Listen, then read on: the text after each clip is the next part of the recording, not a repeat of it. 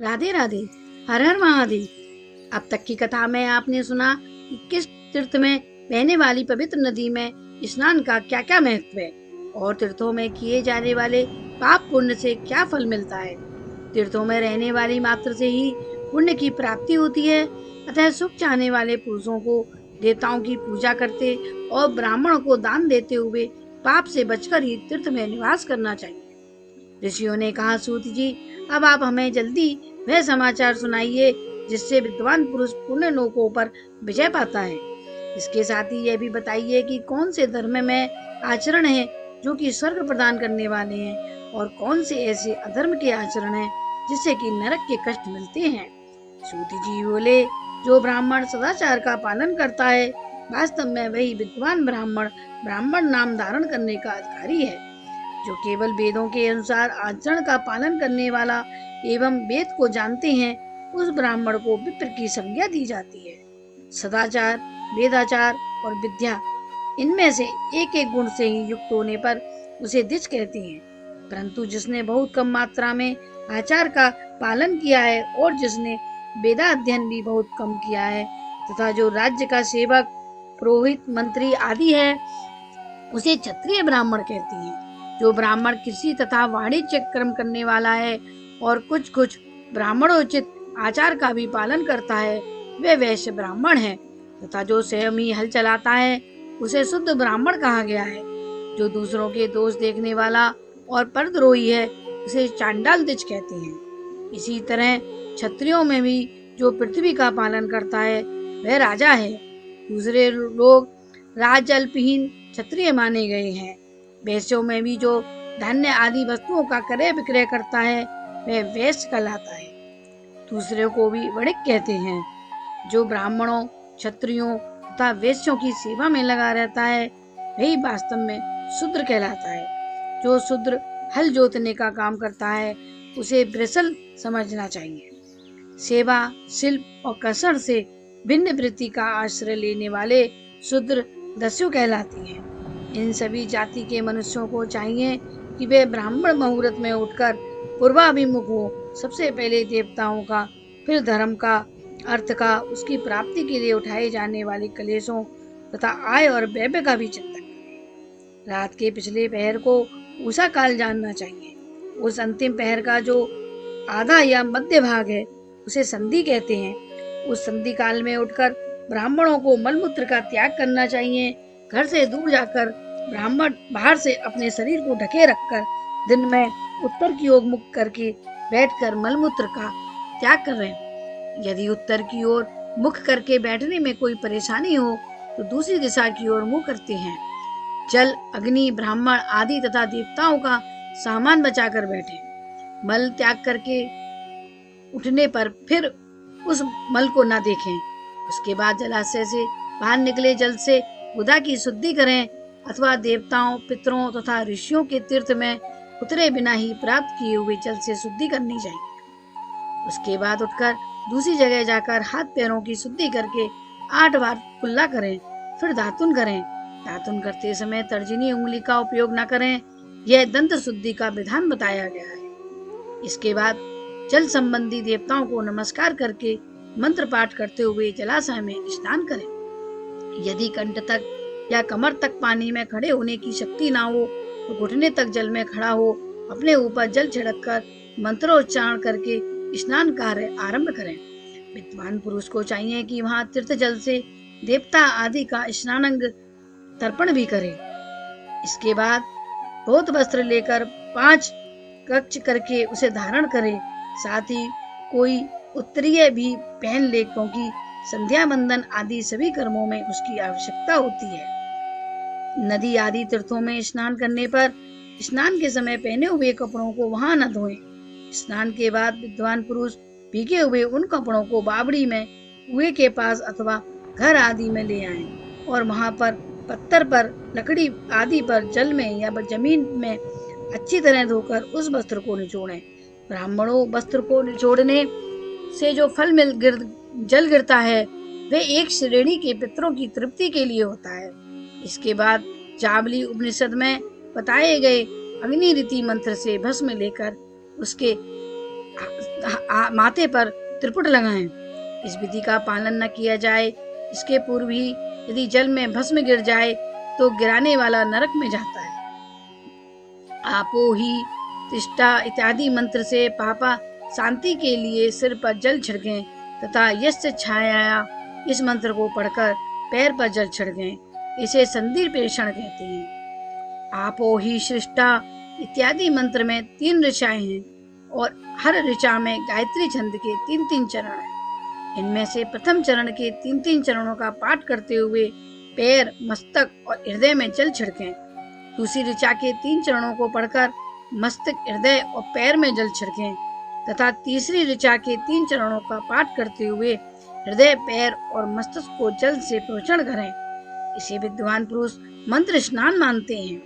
किसी अपवित्र वस्तु से स्पर्श होने पर, अपना स्वास्थ्य ठीक न होने पर, राजा और राष्ट्र पर भय उपस्थित होने पर तथा यात्रा काल में जल की उपलब्धि न होने की दशा में मंत्र स्नान करना चाहिए। सुबह के समय सूर्यश्च मां मनुष्च आदि सूर्यानुकारो तथा शाम के समय अग्निश्च मां मनुष्य आदि अग्नि संबंधी अनुवाक से जल का आचमन करके फिर से जल से अपने अंगों का पोषण करें। दोपहर में भी आप आभा पुनंतु इस मंत्र से आचमन करके पहले की ही तरह प्रोक्षण या मर्जन करना चाहिए।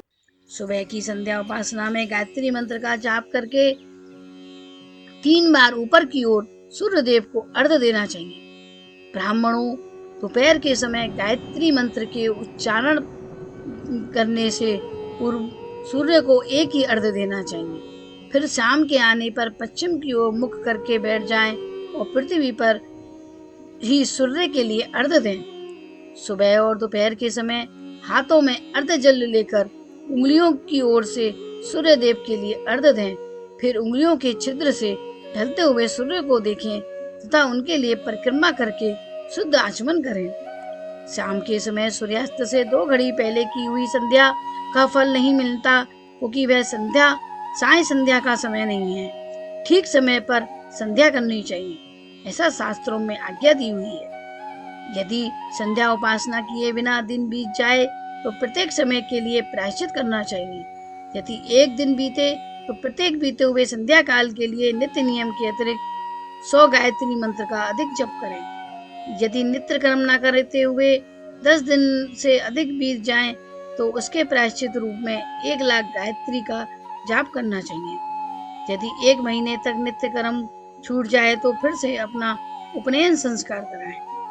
अर्ध सिद्धि के लिए ईश, गौरी, कार्तिकेय, विष्णु, ब्रह्मा, चंद्रमा और यम का तथा ऐसे ही अन्य देवताओं का भी शुद्ध जल से तर्पण करें। फिर तर्पण कर्म को ब्रह्मा जी को अर्पित कर शुद्ध आचमन करें। तीर्थ के दक्षिण प्रशस्त मठ में, मंत्रालय में, देवालय में, घर में अथवा अन्य किसी निश्चित स्थान में आसन पर अच्छे से बैठकर विद्वान पुरुष अपनी बुद्धि को स्थिर करें और सभी देवताओं को नमस्कार करके पहले प्रणव का जप करके बाद गायत्री मंत्र की आहुति करें। प्रणव के ओम, उ और म इन तीनों अक्षरों से जीव और ब्रह्म की एकता का प्रतिपादन होता है।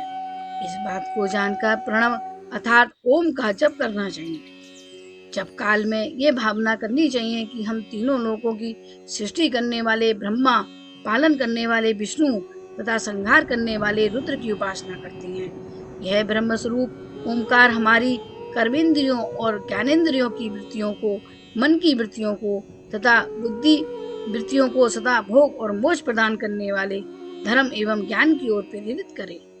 प्रणव के इस अर्थ का अपने मन में चिंतन करता हुआ जो उसका जप करता है वह निश्चय ही ब्रह्म को प्राप्त कर लेता है। अथवा अर्थानुसंधान के बिना भी प्रणव मंत्र का रोज जप करना चाहिए। इससे ब्रह्म तत्व की पूर्ण होती है। ब्राह्मण तत्व की पूर्ति के लिए शेष ब्राह्मण को रोज सुबह के समय 1000 गायत्री मंत्र का जप करना चाहिए। दोपहर में 100 बार और शाम के समय 28 बार जप करना चाहिए। अन्य वर्ण के लोगों को अर्थात क्षत्रिय और वैश्यों को 3 समय सुबह, दोपहर और शाम के समय अपनी सामर्थ्य के अनुसार गायत्री जप करना चाहिए। शरीर के अंदर 6 चक्र हैं: मूलाधार, स्वाधिष्ठान, मणिपुर, अनाहत, आज्ञा और शस्त्रधार। इसमें मूलाधार से लेकर शस्त्रार्थ तक 6 स्थानों में विघेक्षर, ब्रह्मा, विष्णु, ईश, जीवात्मा और परमेश्वर हैं। इन सब में ब्रह्म बुद्धि करके इनकी एकता का निश्चय करें और वह ब्रह्म में हूँ ऐसी भावना प्रत्येक श्वास के साथ सो अहम का जप करें। उन्हीं विघ्नेश्वर आदि की ब्रह्म स्वरूप आदि में तथा इस शरीर से बाहर की भावना करें। प्रकृति के विकारभूत महत्व से लेकर पंचभूत पर्यंत तत्वों से बना हुआ जो शरीर है, ऐसे सहस्त्रों शरीरों का गायत्री के जप से जीव को धीरे धीरे परमात्मा से मिलाए। यह जप का तत्व है। 100 अथवा 28 मंत्रों के जप से उतने ही शरीरों का अतिक्रमण होता है। इस प्रकार जो मंत्रों का जप है, इसी को आदि कर्म से वास्तविक जप जानना चाहिए। 1000 बार किया हुआ जप ब्रह्मलोक देने वाला है। 100 बार किया हुआ जप इंद्रपद की प्राप्ति कराने वाला है। ब्रह्मणेतर पुरुष आत्मरक्षा के लिए जो थोड़ी मात्रा में जप करता है, वह ब्राह्मण के कुल में जन्म लेता है। 12 लाख गायत्री मंत्र का जप करने वाला पुरुष पूरी तरह से ब्राह्मण कहा गया है। जिस ब्राह्मण ने 1 लाख गायत्री का भी जप न किया हो, उस ब्राह्मण को वैदिक कार्य नहीं करने चाहिए। 70 वर्ष की आयु तक नियम पालन करे, उसके बाद घर गृहस्थी त्याग कर संन्यास ले ले। सन्यासी पुरुष रोज सुबह के समय 12,000 प्रणव का जप करे। यदि एक दिन इस नियम का उल्लंघन हो जाए तो तीसरे दिन उसके बदले में उतना मंत्र और अधिक जप करना चाहिए और हमेशा इसी तरह जप करने की कोशिश करनी चाहिए। 1 महीने तक नियम का पालन ना हो तो 1.5 लाख जप करके उसका प्रायश्चित करना चाहिए और यदि इससे अधिक समय हो जाए तो फिर से नए सिरे से गुरु से नियम ग्रहण करें। ऐसा करने से दोषों की समाप्ति होती है, नहीं तो इस दोष के कारण वह रौरव नरक में जाता है। जो सकाम भावना का गृहस्थ में रहने वाला ब्राह्मण है, उसी को धर्म तथा अर्थ के लिए प्रयास करना चाहिए। मुमुक्षु ब्राह्मण को तो सदा ज्ञान का ही अभ्यास करना चाहिए। धर्म से अर्थ की प्राप्ति होती है, अर्थ से भोग सुलभ होता है, फिर उस भोग से वैराग्य की संभावना होती है। धर्म के रास्ते से जो धन आता है, यदि उसका अपने ऊपर खर्च किया जाए तो एक दिन उससे मिलने वाले सुख से वैराग्य की प्राप्ति होने की संभावना अधिक रहती है। धर्म को छोड़कर अधर्म से कमाए हुए धन से जो भोग या सुख मिलता है, उससे सुखों के प्रति आसक्ति उत्पन्न होती है। मनुष्य धर्म से धन पाता है, तपस्या से उसे दिव्य रूप की प्राप्ति होती है। सतयुग आदि में तप को ही बड़ा बताया गया है, परंतु कलयुग में दान अच्छा माना गया है। सतयुग में ध्यान से, त्रेता में तपस्या से और द्वापर में यज्ञ करने से ज्ञान की प्राप्ति होती है, परंतु कलयुग में मूर्ति की पूजा से ही ये सब लाभ मिल जाता है। अधर्म में हिंसा रहती है और धर्म में सुख मिलता है। अधर्म में मनुष्य दुख पाता है और धर्म से वह सुख पाता है। दुराचार से दुख मिलता है और सदाचार से सुख। इसीलिए भोग और मोक्ष की प्राप्ति के लिए धर्म का काम करें। जिसके घर में कम से कम 4 मनुष्य हैं, ऐसे कुटुंबी ब्राह्मणों को जो 100 साल के लिए जीवन यापन के लिए जीविका देता है, उसके लिए वह दान ब्रह्मलोक की प्राप्ति कराने वाला है। 1000 चंद्रायन व्रत का अनुष्ठान ब्रह्मलोक देने वाला माना गया है। जो क्षत्रिय 1000 कुटुंब को जीविका और आवास देता है, उसका वह कर्म इंद्रलोक की प्राप्ति कराने वाला होता है। 10,000 कुटुंबों को दिया हुआ जीवन यापन का दान ब्रह्मलोक देने वाला है। देने वाला दाता पुरुष जिस देवता को सामने रखकर दान करता है, मतलब कि वह जिस देवता को प्रसन्न करने के लिए दान देता है, उसी का लोक उसको मिलता है। धनहीन पुरुष हमेशा तपस्या का उपार्जन करे, क्योंकि तपस्या और तीर्थ सेवन से उत्पन्न सुख पाकर मनुष्य उसका उपभोग करता है। अब मैं आपको जो धन कमाने का उचित तरीका है उसके बारे में बताता हूँ। ब्राह्मणों को चाहिए कि वे सदा सावधानी से शुद्ध होकर दान ग्रहण तथा यज्ञ करना आदि से धन प्राप्त करें। वे इसके लिए कहीं दीनता न दिखाएं और न ही ज्यादा कलेश होने वाला कार्य करें। जो क्षत्रिय है वह अपने बाहुबल से धन कमाए और वैश्य, कृषि और गौरक्षा से धन कमाए। न्याय के द्वारा कमाए धन का दान करने से दानी को ज्ञान की सिद्धि मिलती है और ज्ञान की सिद्धि मिलने से गुरु की कृपा मिलती है और गुरु कृपा से मोक्ष मिलता है। मोक्ष से ब्रह्म रूप प्राप्त होता है, जिससे मुक्त पुरुष परमानंद का अनुभव करता है। गृहस्थी में रहने वाले पुरुषों को चाहिए कि वह धन धान्य आदि सब वस्तुओं का दान करे। उन्हें 4 प्रकार के अन्न, खेत, धान्य, कच्चा अन्न तथा भक्ष्य, भोज्य, लेह और चौस्य इसका दान करना चाहिए। दान करने वाले जिसके अन्न को खाकर मनुष्य जब तक कथा सुनना आदि अच्छे कर्म करता है, उतने समय तक उसके लिए किए हुए पुण्य फल का आधा भाग दाता को मिल जाता है। दान लेने वाला पुरुष दान में मिली हुई वस्तु का दान तथा तपस्या करके अपने लिए पाप की शुद्धि कर लेता है, नहीं तो उसे रोरम नरक में गिरना पड़ता है। अपने धन के 3 भाग करें, 1 भाग धर्म के लिए, दूसरा भाग वृद्धि के लिए तथा तीसरा भाग अपने लिए। नित्य, नैमित्तिक और काम्य ये तीनों प्रकार के कर्म धर्म के लिए रखे हुए धन से करें। साधक को चाहिए कि वे वृद्धि के लिए रखे हुए धन से ऐसा व्यापार करे जिससे उसे धन की वृद्धि हो तथा अपने लिए रखे हुए धन से अपने लिए हितकारी भोग की वस्तुएं ले। खेती से पैदा किए हुए धन का 10वां अंश दान करे, इससे पाप की शुद्धि होती है। शेष धन से धर्म, वृद्धि और उपभोग करे, नहीं तो वह रोरम नरक में जाता है, या फिर उसकी वृद्धि पाप में लगी जाती है, या खेती ही चौपट हो जाती है। वृद्धि के लिए किए गए व्यापार से मिले हुए धन का 6वां भाग दान कर देने योग्य है। बुद्धिमान पुरुष को चाहिए कि वह उसका दान करे। विद्वान पुरुष को चाहिए कि वह दूसरों के दोषों का बखान न करे। ब्राह्मणों दोष के कारण दूसरों के सुने या देखे हुए दोषों को भी न बताएं। विद्वान पुरुष ऐसी बात न बताएं जो सभी प्राणियों के मन में दुख प्रदान करे। ऐश्वर्य की प्राप्ति के लिए दोनों संध्याओं के समय अग्निहोत्रक में अवश्य करें। जो दोनों समय यह यज्ञ न कर सके, वे एक ही समय सूर्य और अग्नि को नियम से दी हुई आहुति से संतुष्ट करें। चावल, धान्य, घी, फल, कंद तथा हविष्य इनके द्वारा विधि पूर्वक स्थाली पाक बनाए हुए और सही नियम से सूर्य और अग्नि को चढ़ाएं, अथवा संध्या काल में जप मात्र या सूर्य की वंदना कर लें।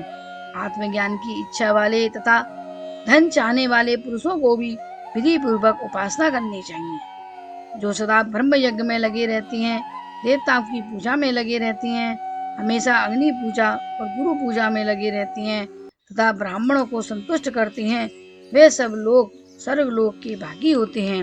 आपको मेरी वीडियो अच्छी लगे तो प्लीज़ मेरे चैनल को लाइक और सब्सक्राइब अवश्य करें और औरों को भी शेयर करें। राधे राधे, हर हर महादेव।